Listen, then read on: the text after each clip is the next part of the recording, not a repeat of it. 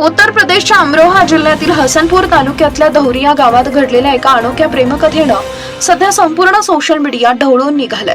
सरोज वय वर्ष 20, सावित्री वय वर्ष 19 आणि संतोष वय वर्ष 18 या जन्मापासून एकत्र वाढलेल्या 3 सख्या बहिणींनी 17 जुलै रोजी चामुंडा माता मंदिरात विकास नावाच्या तरुणासोबत एकाच वेळी सप्तपदीचे फेरे घेतले.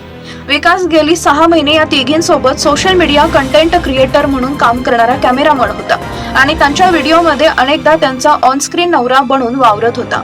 पडद्यावरचं हे नातं प्रत्यक्ष आयुष्यातही जुळून यावं असं कोणाला वाटलं असेल. विधी दरम्यान तिघींनीही साडी नेसून पदर घेऊन विकासच्या साथीनं अग्निभोवती प्रदक्षिणा घातल्या.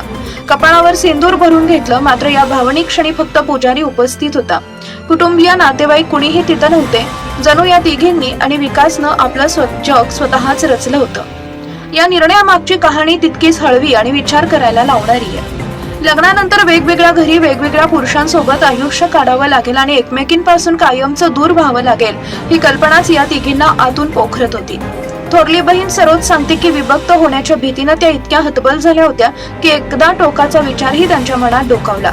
त्या क्षणी त्यांनी ठरवलं मरायचं नाही तर एकत्र जगायचं आणि याच निर्धारातून एकाच पुरुषाशी विवाह करण्याचा धाडसी निर्णय जन्माला आला. विकासनंही आपली बाजू मांडताना सांगितली की तिघींचं आर्जव आणि त्यांचं प्रेम पाहून त्यानंही होकार दिला आणि हा निर्णय पूर्णपणे परस्पर संमतीनं संज्ञान्वयात घेतल्याचं तिघांनीही ठासून सांगितलंय. हा हळवा निर्णय जितका रोमॅन्टिक तितकाच वादग्रस्तही ठरलाय. व्हिडिओ व्हायरल होताच नेटकऱ्यांनी संमिश्र प्रतिक्रिया दिल्या. काहींनी गमतीत टोमणे मारले तर काहींनी सज्ञान व्यक्तींना त्यांच्या आयुष्याचे निर्णय घेण्याचा हक्क असल्याचं सांगत या प्रेमाला पाठिंबा दिला.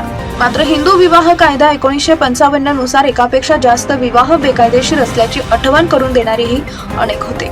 या टीकेला उत्तर देताना तिघ्या बहिणींनी एक भावनिक व्हिडिओ शेअर करत हिंदू पौराणिक कथांचा आधार घेतला.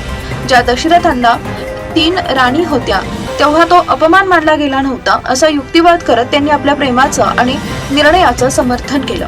अखेर हे प्रकरण फक्त एका लग्नापुरतं मर्यादित न राहता वैयक्तिक स्वातंत्र्य, परंपरा आणि कायदा यांच्यातील नाजूक संघर्षाचं प्रतीक बनलंय, ज्यावर आजही देशभरात चर्चांना उधाण आलंय.